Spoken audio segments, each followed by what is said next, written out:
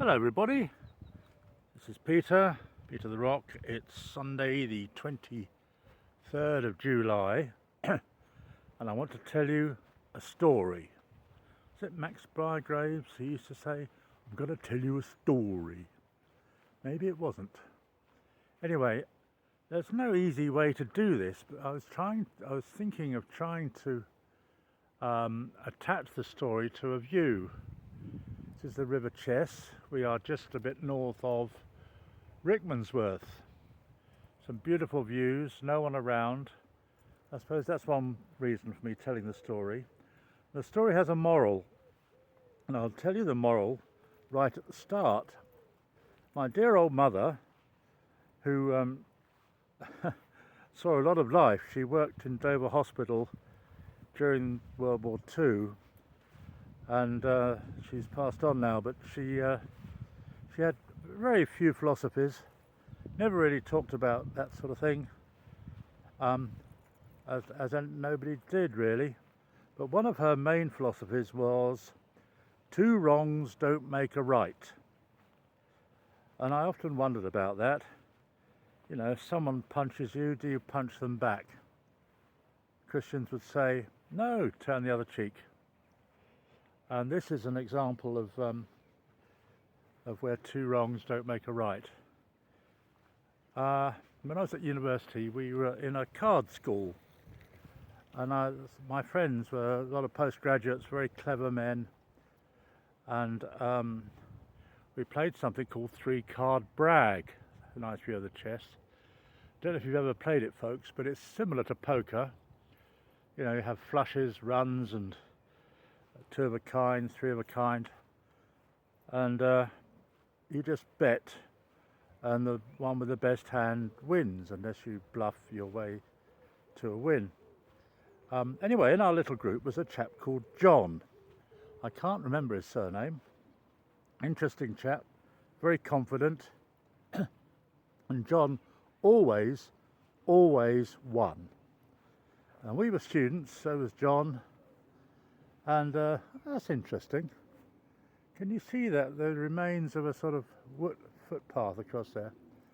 And this was quite distressing really, because you know, you haven't got a lot of money when you're a student. You have a grant or a loan or whatever, and we thought we were quite clever, but John always won.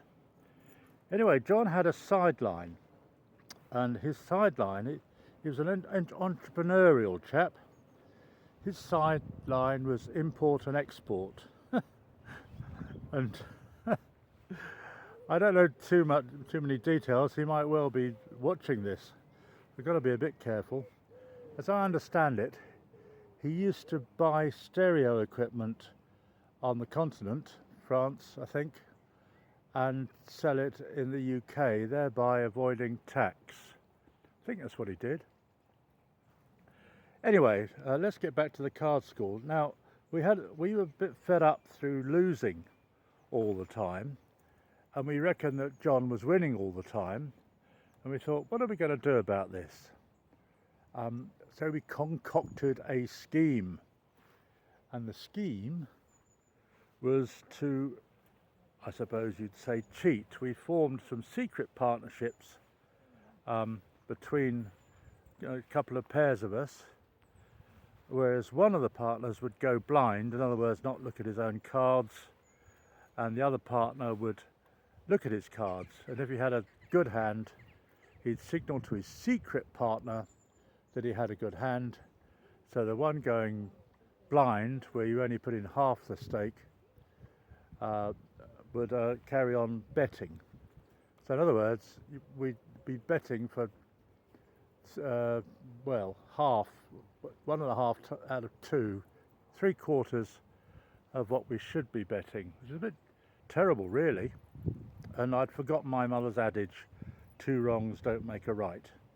So we worked all this scheme out. It's quite complicated, as you can imagine, with some intelligent people, involving a number of fingers that you held the cards with.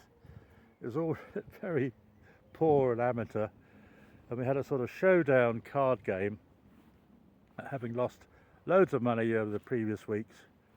And John was there, and we played this ruse. Guess what happened? Yep, we ended up totally even. So 2 wrongs made for nothing there. Certainly didn't make it right. We certainly didn't get our money back off John. But there's a twist to the tale.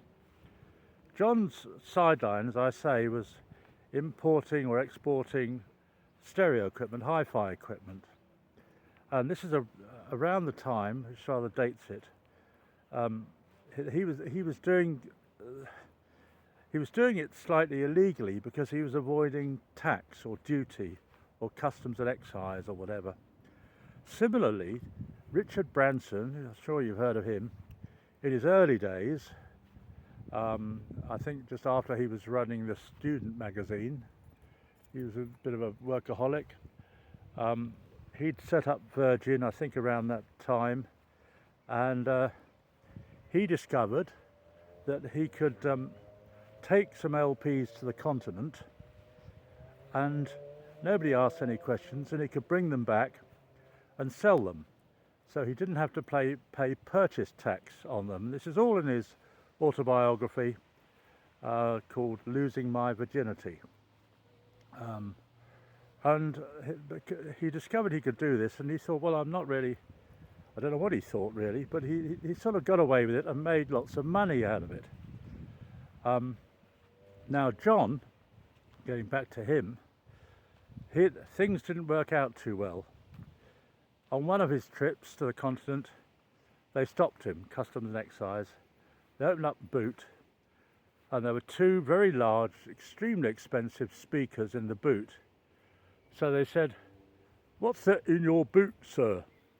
And John, didn't say it's a fair cop. He said, "Oh, that's my car radio."